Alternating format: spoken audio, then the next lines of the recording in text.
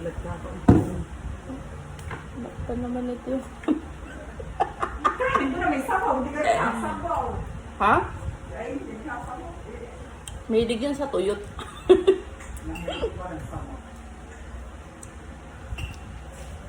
Ba't di ka nagsasabaw, Ate Emmy? Lasang gulay daw kasi yung sabaw. Ha?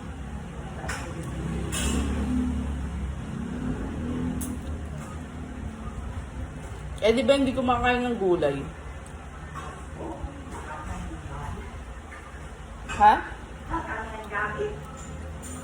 Gabi lang, tsaka kamote.